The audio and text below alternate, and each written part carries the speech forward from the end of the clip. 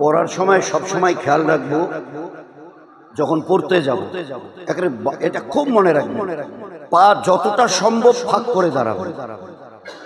যখনই এহরাম হাতে নেব, প্রথম কথাটাই মনে রাখতে হবে, পা যতটা পারবো ফাঁক করে। যদি এইভাবে স্বাভাবিকভাবে কাপড় এহরামটা পরি, আপনাকে কিন্তু আপনি হাঁটতে পারবেন না, এইভাবে এইভাবে এইভাবে এইভাবে হাঁটতে হবে।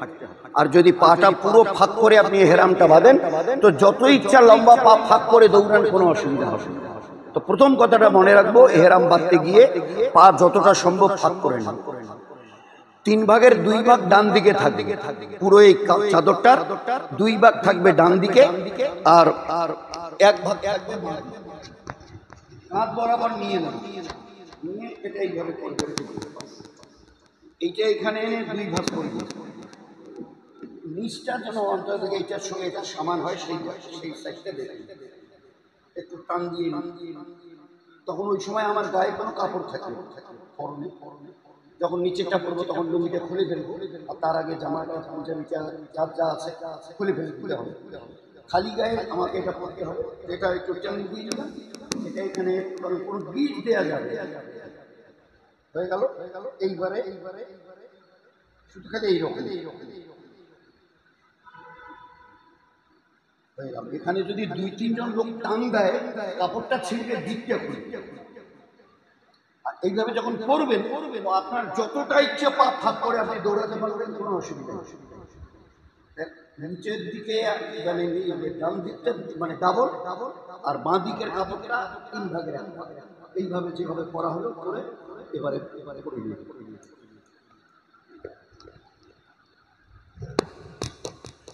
নিচে পড়ার সময় লুঙ্গি পরনের খুলে ফেলবো, কোনো শরীরের কাপড় থাকবে না।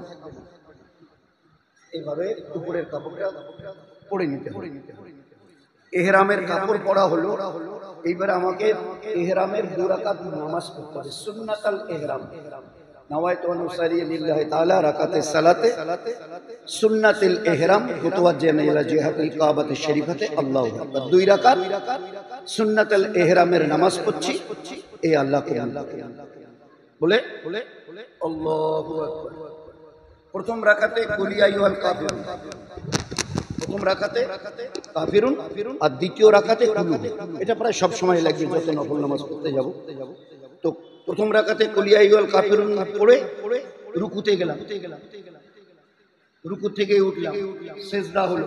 ফের দ্বিতীয় রাকাতে সূরা ফাতিহার পরে কুল হু পড়লাম, পড়ে এবারে রুকু করে উঠে ফের সিজদায় গেলাম।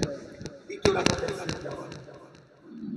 সিজদা থেকে উঠলাম, উঠে আত্তাহিয়াত যেভাবে আমরা নামাজে পড়ি, পুরো পড়ার পরে সালাম ফেরালাম, আসসালামু আলাইকুম ওয়া রাহমাতুল্লাহ, আসসালামু আলাইকুম ওয়া রাহমাতুল্লাহ। বাদিকে সালাম ফেরার সঙ্গে সঙ্গে মাথার টুপি, এই কাপড় এইবারে সব নিচে করে দিই, ফেলে দিতে দিয়ে এবারে নিয়ত করতে হবে। যদি আরবিতে করতে পারি তো সবচাইতে ভালো, যদি আরবিতে নিয়তটা মুখস্থ করি, আল্লাহুম্মা ইন্নী উরিদুল উমরাতা ফায়াসির হালি ওয়া তাকাব্বালহা মিন্নি। এ আল্লাহ, উমরাহের নিয়ত করছি, সহজ করো, কবুল। আরবিতে যদি মুখস্থ না থাকে বাংলায় সহজে নিয়ত করে নেব, এ আল্লাহ, উমরাহের নিয়ত করছি, সহজ করো, কবুল করো। মাথার কাপড় ফেলে দিই, নিয়ত করে এবারে 3 বার। এইখানে একটা জিনিস হচ্ছে, শুধু অতটুকুই মনে রাখেন যে এই উমরাহের জন্য নিয়তে হা হবে, আল্লাহুম্মা ইন্নী উরিদুল উমরাতা ফায়াসির হালি ওয়া তাকাব্বালহা মিন্নি। আর এরপরে যতবারই এই দোয়াটা পড়ব, তওয়াফের টাইমে, সাফা মারওয়া দৌড়াবার টাইমে, প্রতিবারে হু হবে। কারণ এই যেটা উমরাটা, হজটা হচ্ছে পুরলিঙ্গ, হজটা হলো পুরলিঙ্গ, উমরাটা হলো স্ত্রীলিঙ্গ। আমরা যখন হযরত আবু বকরের নাম শুনি তো কি বলি? হযরত আবু বকর সিদ্দিক রাদিয়াল্লাহু তাআলা, বলেন রাদিয়াল্লাহু তাআলা আনহু, উনি পুরুষ, হু বলি। যখন বলি মা আয়েশা রাদিয়াল্লাহু তাআলা আনহা, কারণ ইনি মেয়ে ছেলে, ওই জন্য হা হয়। উমরাটা হলো মেয়ে ছেলে, স্ত্রীলিঙ্গ। হজ পুরলিঙ্গ, তওয়াফ পুরলিঙ্গ, সাফা মারওয়া দৌড়ালো পুরলিঙ্গ, শুধুমাত্র উমরাটা হচ্ছে স্ত্রীলিঙ্গ। ওই জন্য এখানে হা হবে, হালি। এইবারে নিয়ত করে নিলাম, এ আল্লাহ উমরাহের নিয়ত করছি, সহজ করো, কবুল করো। লব্বাইক আল্লাহুম্মা লব্বাইক, লব্বাইক লা শারীকা লাক লব্বাইক, ইন্নাল হামদা ওয়ান নি'মাতা লাক ওয়াল মুলক লা শারীকা লাক। তিনবার পড়ে নেব। পুরুষদের জোরে পড়তে হবে, মেয়েরা আস্তে আস্তে পড়বে। আমরা যে নিয়তটা করব উমরাহের, পুরুষরা জোরে পড়বে, মেয়েরা মনে মনে পড়বে। আমরা যদি উমরাহের নিয়ত মনে মনে পড়ি, যেমন নামাজের নিয়ত মনে মনে পড়ি, হজরত রোজা রাখার নিয়ত মনে মনে করি, উমরাহের নিয়ত যদি মনে মনে পড়ে নি, মনে মনে মনে মনে যদি পড়ি, আপনার নিয়ত বাতিল হয়ে গেল। আপনার উমরাহের নিয়ত শুরুতেই বাতিল হয়ে গেল, আর আপনি কিচ্ছু পাবেন। বাকি সবরে যা পারেন করেন, দৌড়াদৌড়ি, সাফা মারওয়া, কারণ আপনি তো নিয়তেই করেননি। হজ আর উমরাহের নিয়ত পুরুষদের জোরে জোরে করতে হবে, মেয়েরা আস্তে আস্তে মনে মনে পড়বে। এই জন্য সালাম ফেরা মাত্র মাথার কাপড় ফেলে দিয়ে, এ আল্লাহ উমরাহের নিয়ত করছি, সহজ করো, কবুল করো, শব্দ করে, আওয়াজ মনে মনে পড়লে বাতিল হবে। এইবারে বলেই আমি লাব্বাইক, তিনবার আমরা পড়বো, পুরুষরা জোরে জোরে, মেয়েরা পড়বে মনে মনে। তো আমার এহরাম বাঁধা, এহরামের নিয়ত করা হয়ে গেল। এহরাম মানে কি? এহরামের অর্থই হচ্ছে হারাম করে দেওয়া। এ আল্লাহ তোমার ঘরে তওয়াফের জন্য আমি এই যে এহরাম বাঁধলাম, 8-9টা জিনিস আমি আমার জন্য হারাম করে দিলাম। কি কি? এখন থেকে নিয়ে আর এহরামের আমল যতগুলো আছে, মক্কায় পৌঁছার পরে যতক্ষণ মাথা ন্যাড়া হয়নি অতক্ষণ পর্যন্ত আমি মাথায় মুখে কোনো কাপড় লাগাতে পারবো না। কোন টুপি মাথায় দিয়ে নামাজ কোনো ওয়াক্তের পড়তে পারবো না। মাথায় টুপি দিয়ে নামাজ পড়া হারাম। উজু করি, গোসল করি, মুখে কোনো কাপড়, যেমন গামছা দিয়ে, তোয়ালে দিয়ে মুখ মুছি, মুখে কোনো কাপড় লাগানো যাবে না, হারাম। মেয়েদের মাথাটা ঢাকা থাকবে, নিকাবটা থাকবে, কিন্তু এক ধরনের ওই নিকাব আমাদের সাথীদের আমরা বলি, ওই ছেলেরা ক্রিকেট খেলে এইরকম, এইদিকে একটা কাপড় বেঁধে দিল, আর ওই নিকাবটা ফেলে দিলে মুখে লাগবে না, এর উপরে ঝুলে থাকবে। ওরা বলে দেবে, দেখিয়ে দেবে। তো মুখে আর মাথায় আমরা কোনো কাপড় রাখতে পারবো না। খুশবু ব্যবহার, আতর ব্যবহার আমাদের জন্য হারাম হয়ে গেল। খুশবু লাগাতে পারবো না, হারাম। কোন মশা মাছি মারা, শরীরের ময়লা তোলা হারাম। কোন খুশবু জাতীয় খানা, বিরিয়ানি, জর্দা পোলাও, অমুক তমুক, থামস আপ, কোকা কোলা, এরকম খুশবু জাতীয় কোনো জিনিস খাওয়া যাবে না, হারাম। শিকার করা যাবে না, শিকারের দিকে ইশারা করা যাবে না, হারাম। বিবি সাথে থাকলে ওই লাইনের কোনো কথাবার্তা চলবে না, হারাম। আমাদের পায়ের, দুই পায়ের এই যে উপরের যে রগটা, এই রগটা ঢাকা যাবে না, হারাম। ওই জন্য হাওয়াই চপ্পল পরতে হবে। আমাদের জুতো পরা যাবে না, শুধু হাওয়াই চপ্পল পরবে। মেয়েদের এইটাতে ছাড় আছে, ওরা যে কোনো ধরনের জুতো পরতে পারবে, কিন্তু আমরা জুতো পরতে পারবো না। আমাদের জন্য এই পায়ের উপরের হাড়টা ঢাকা হারাম, এই জন্য হাওয়াই চপ্পল পরতে হবে। তো এগুলো জিনিস আমাদের জন্য হারাম হয়ে গেল। মাথায় কিছু কাপড় দেওয়া যাবে না, টুপি অগারা, মুখে কোনো কাপড় দেওয়া যাবে না। চুল দাড়ি এইভাবে খেয়াল করলে উঠে যাওয়ার ভয় থাকবে, ওসব পানি হাতে নিয়ে আস্তে আস্তে বুঝু। হাত পায়ের নখ কাটা যাবে না, মশা মাছি মারা যাবে না, শরীরের ময়লা তোলা যাবে না। যদিও কোনো এহরামের হালতে যদি গোসল করি, সাবান, যে সাবানের কোনো খুশবু নেই, শুধু আস্তে করে একটু লাগিয়ে দেবো, শরীরের ময়লা তোলা যাবে না। এইগুলো জিনিসগুলো আমাদের জন্য নিষিদ্ধ হয়ে গেল। শিকার অগারা করা, হাত পায়ের নখ কাটা, চুল দাড়ি কাটা, একদম আমাদের জন্য এহরামের হালতে আমাদের জন্য হারাম হয়। যতক্ষণ আমরা মাথা ন্যাড়া করিনি ততক্ষণ পর্যন্ত, মক্কায় গিয়ে বাকি কিছু আমাল আছে করার পরে, ততক্ষণ পর্যন্ত এইভাবে আমাদেরকে থাকতে হবে। এইবারে এই যে আমি লাব্বাইকটা পড়লাম, এইটা হবে এখন আমার ওজিফা। চলতে ফিরতে উঠতে বসতে খানা খেতে বসছি, লব্বাইক আল্লাহুম্মা লব্বাইক, লব্বাইক লা শারীকা লাক লব্বাইক, ইন্নাল হামদা ওয়ান নি'মাতা লাক ওয়াল মুলকু লা শারীকা লাক, বিসমিল্লাহ, আল্লাহু আকবার। আপনার সাথে 11 ঘরে দেখা হলো, তো সালাম মুসাফা তো তার আগে লাব্বাইক আল্লাহুম্মা লাব্বাইক লাব্বাইক লা শারীকা লাক লাব্বাইক ইন্নাল হামদা ওয়ান নি'মাতা লাক ওয়াল মুলক লা শারীকা লাক। আসসালামু আলাইকুম। এখন 24 ঘন্টা আমাদের এইটাই ওজিফা, লাব্বাইক আল্লাহুম্মা লাব্বাইক। এই আল্লাহ তোমার গোলাম, তোমার দরবারে এই কাপড়, এই যে ইহরামের কাপড় পরি কি এটা? উলামা কিরামদের রায়, ওদের মত এটা যে ভাই আল্লাহ আপনাকে, আপনি বড় মালদার, এ ও বহুত বড়, আল্লাহ আপনাকে আপনার পরনের সমস্ত পোশাক খুলিয়ে দিয়ে মৃত্যু লোককে যেভাবে কাফনের কাপড় পরানো হয় ওইভাবে আপনাকে নিজের হাতে কাফনের কাপড় আল্লাহ পরিয়ে দিয়ে বলতে বলেছেন লাব্বাইক আল্লাহুম্মা লাব্বাইক। এই আল্লাহ তোমার গোলাম, তোমার দরবারে মৌতের মতো হয়ে নিজেকে পেশ করছি। আমার কাছে না জামা, না লুঙ্গি, না পায়জামা, না গেঞ্জি, না আন্ডারপ্যান্ট, এগুলো সব হারাম। শুধু সেলাইবিহীন দুটো চাদর ছাড়া অন্য কোনো গায়ে কাপড় আমি রাখতে পারি। হ্যাঁ, নেহাত যদি কখনো ঠান্ডা ওগার আগে তো সেলাইবিহীন চাদর কম্বল এই পর্যন্ত ঢাকতে হবে, এই পর্যন্ত, মুখ ঢাকা যাবে। হ্যাঁ, যদি কোনো সময় বেখেয়ালে মুখে উজু করে এসে খেয়ালই ছিল না, চট করে তো এর জন্য সদকা দিতে হবে। যে ফেতরাটা আমরা দিই 50-60 টাকা সদকা।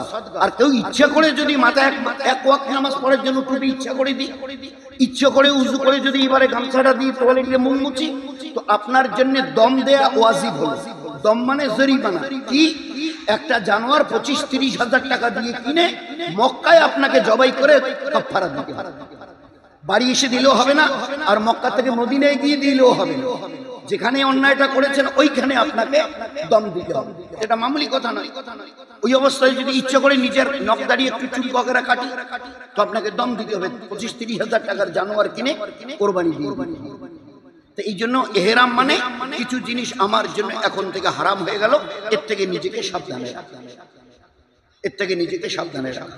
এইবারে আমার ওজিফা হচ্ছে লাব্বাইক আল্লাহুম্মা লাব্বাইক।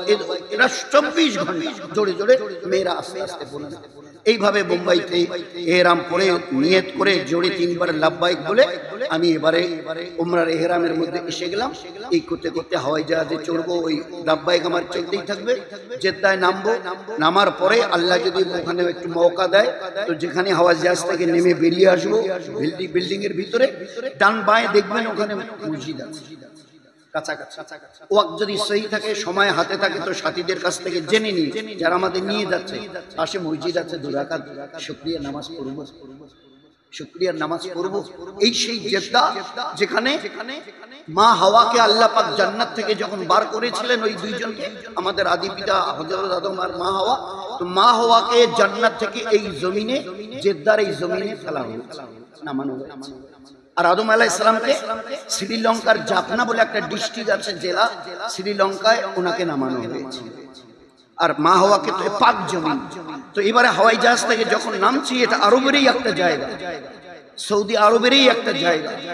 ওই সময় যখন হাওয়াই জাহাজ থেকে সিঁড়ি ধরে নিচে নামবো, খুব ভয় ভীতির সঙ্গে আল্লাহ এমন এক পাক জমিনে এসে পা রাখছি যেখানে হাজার নয় লাখো নবী তাদের পা রেখেছে। ওলামা ইকরাম বলেন, তুমি যখন পা রাখবে খুব আদবের সঙ্গে এই খেয়াল করে রাখিও যে এই জেদ্দার মানে বালু, পাথর, ইট, মাটি সবাই যেন বলছে হাজী সাহেব পাক হয়ে এসেছেন, তো ভালো করে তওবা করে পাক পবিত্র হয়ে এসেছেন, তো আপনি যেখানে পা রাখতে যাচ্ছেন না এই জায়গায় লাখো নবীরা পা রেখেছে আর আমরা তাদের পায়ে চুমু দিয়েছি। যেখানে লক্ষ নবী পা রেখেছিল আমরা তাদের পায়ে চুমু দিয়েছি, সেই জায়গায় আপনি পা রাখতে যাচ্ছেন, আপনি পাক হয়ে এসেছেন। ওই জন্য আরবের জমিনে আল্লাহ যেন আমাদের দ্বারা কোন রকম বেয়াদবি না হয়, বেকরামি, বেতাওয়াজ্জু, বেফিক্রি না থাকে। খুব ভয় ভীতির সঙ্গে নামা, আদবের সঙ্গে থাকার চেষ্টা করা। আল্লাহ মওকা দেয় 2 রাকাত শুকরিয়ার নামাজ পড়ে নিজের ব্যাগ বেডিং সব একটু দেখে নেওয়া। বাস আসবে, আমাদের লোক সাথে থাকবে, গাড়ি দেখিয়ে দেবে, ওখানে গিয়ে পরে বাসে উঠে আমাদের যে বিল্ডিং নিয়ে যাবে, বিল্ডিং এ নিয়ে গিয়ে আমাদের কয়তলায় আমরা থাকবো দেখে নেওয়া। যদি আমাদের ওখানে নিচে ওই অফিসে লেখা থাকে, আমার নামের পরে লেখা আছে 403, তা বুঝতে হবে 4 তলার 3 নম্বর রুমটা আমার নামের পাশে লেখা আছে 712, তো বুঝতে হবে 7 তলার 12 নম্বর বিল্ডিংটা, 12 নম্বর রুমটা আমার। ওই আগের না 6টা হচ্ছে তালা, আর পরের যেটা নম্বর 5, 10, 20, 30 এটা হচ্ছে রুম নম্বর। ও সাথীরা আছে বলে যাচ্ছে। এইভাবে নিজের বিল্ডিং বিস্তারে দেখে রেখে দেখবো যাতে অন্তকে 2-2.5 ঘন্টা হাতে রেখে নামাজ সামনে, 1 ঘন্টার মধ্যে নামাজ। চলো চলো চলো মক্কা শরীফে নাম নেই। আমরা ওই সময় অল্প সময়, আধা ঘন্টা, 1 ঘন্টা, 1.5 ঘন্টা মাত্র হাতে আছে। বিল্ডিং এ কাবা, আমার রুমে কাবা কোন দিকে নিশানা দেওয়া আছে, ওইখানে আমরা আজান দিয়ে আকামতের সঙ্গে জামাত করে করব। কারণ মক্কা শরীফে এমন সময় আমরা ওখানে যাব যাতে অন্তত 2-2.5 ঘন্টা আমাদের হাতে সময়, 2-2.5 ঘন্টার জন্য সময় আমাদের হাতে থাকে। এইবারে বিল্ডিং থেকে নেমে আমরা যাচ্ছি, 2.5-3 ঘন্টা হাতে আছে। লাব্বাইক করতেছি, মক্কা শরীফের দিকে চলে যাচ্ছি। এইবারে ওখানে হাজিরি কি করে করতে হবে, বিল্ডিং থেকে, নিজেদের বিল্ডিং থেকে বেরিয়ে এসে এবারে কাবা শরীফের দিকে যাচ্ছি। তো চতুর্দিকে গোল 99টা দরওয়াজা আছে। ওই মসজিদের, কাবার মসজিদের 99টা দরজা। তো আমরা আমাদের বিল্ডিং থেকে আসতে গিয়ে কোন দরজা দিয়ে ঢুকছি, 32। তো এইটা যদি মনে থাকে ভালো, নয় তো একটু কাগজে, কারণ এহরাম হালাতে অন্য কিছু রাখা যাবে না, শুধু চশমা যাদের ব্যবহার করতে চশমা পরতে পারবেন, হাতে ঘড়ি রাখতে পারবেন, আর একটা বেল্ট কিনতে পাওয়া যায় ওই চেনওয়ালা বেল্ট পরতে পারবেন। ওতে দরকারি কাগজপত্র আপনি ওখানে রেখে দিতে, পয়সা করি কিছু কাগজপত্র ওই বেল্টের ভিতরে রেখে দিতে পারবেন। তো চশমা চলবে এহরামের হালতে, হাতের ঘড়ি চলবে, আর বেল্ট আর বেল্টে পয়সা করি ওইসব কাগজ কলম এটা ওটা এসব চলবে। তো এইভাবে আমরা ঘর থেকে লাভবাহিক করতে চলে এলাম মসজিদের 32 নম্বর গেট দিয়ে আসছি। তো ওটা লিখে রাখতে হবে যে 32 নম্বর। তো মনে থাকবে যে এইটা দিয়ে বেরোলে আমাদের বিল্ডিং এ যাওয়া সহজ হবে, আর বিল্ডিং থেকে যদি বের হয়ে আসি তো এই দরজাটা দিয়ে আমাদের কাবা শরীফে ঢোকা সহজ। তো লাভবাহিক করতে এলাম মসজিদে। যখনই আমরা কাবা শরীফকে দেখবো, মসজিদে যে দোয়া করে নেব, আল্লাহুম্মা গফিরলি যুনুবি খাতাই ওয়া আমাদি লাব্বাইক আল্লাহুম্মা লাব্বাইক। এই করতে এবারে মসজিদের গেটে এসে গেলাম। তো এবারে নিজের জুতোগুলো নিজেরা একটা ব্যাগ বানিয়ে নেব, জুতো রাখার জন্য ব্যাগ বানিয়ে নেব। ছোট একটা ব্যাগ ফিটিয়ে আমাদের যদি সাথে থাকে তো জুতোগুলো ওই ব্যাগে রেখে দেব। আর যদি কেউ মনে করেন যে না ব্যাগ আমি রাখবো না, তো একটা কাপড়ের হোক বা প্লাস্টিকের হোক সাথে রাখবেন। জুতো জোড়া ওখানে নিয়ে, এহরাম তো এইভাবে পড়া আছে, জুতো জোড়া ব্যাগের ভিতরে ঢুকিয়ে পিছনে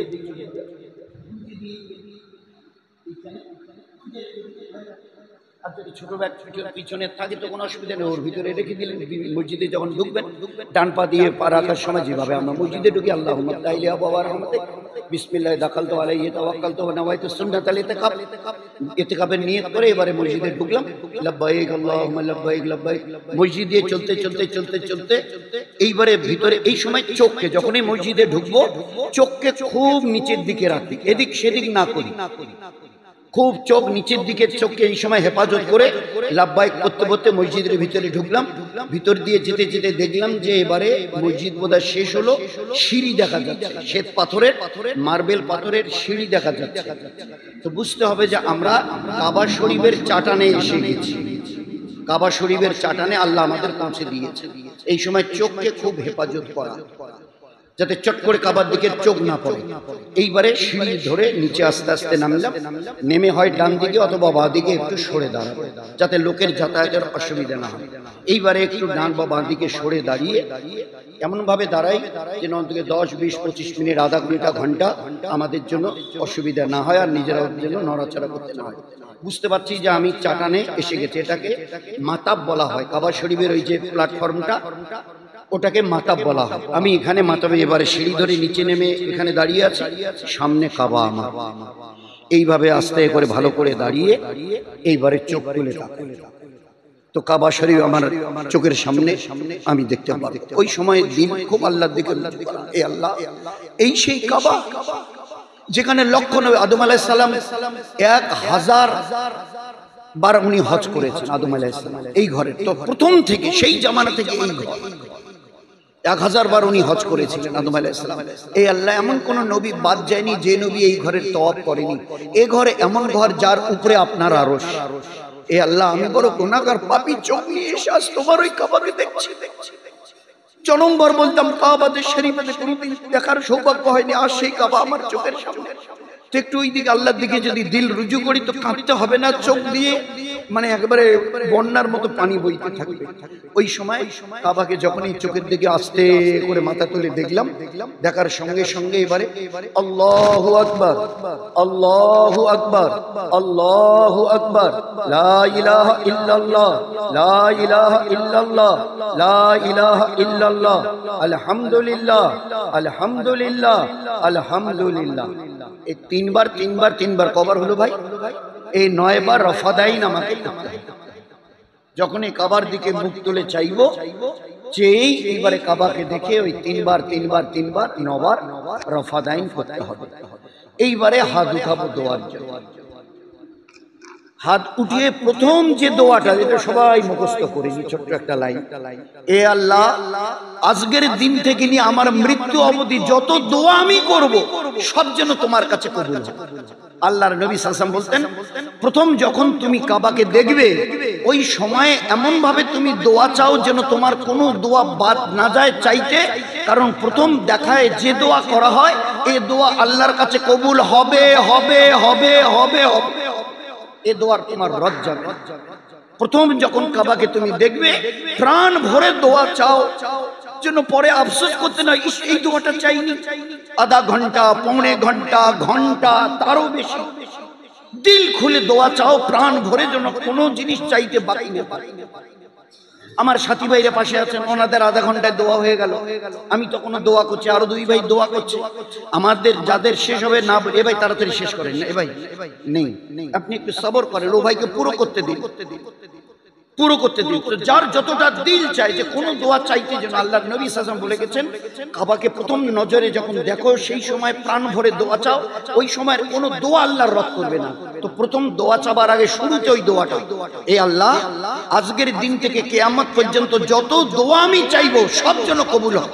মানে সারা জীবনের দোয়াকে কবুল করানোর জন্য আল্লাহর কাছে মোহর লাগিয়ে এইবারে আপনার দিল ভরে আপনি দোয়া শেষ হয়ে গেল।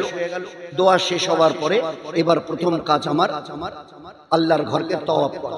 দুনিয়ার যে কোনো মসজিদে যাবেন, যে কোনো মসজিদে নববীতে আমরা কয়েকদিন পরে যাব, তো দুনিয়ার যে কোনো মসজিদে গেলে মসজিদে ঢুকে আগে 2 রাকাত তাহিয়াতুল মসজিদ পড়তে হয়, সুন্নাত, এটা পড়তে হয়, এটা বড় সুন্নাত।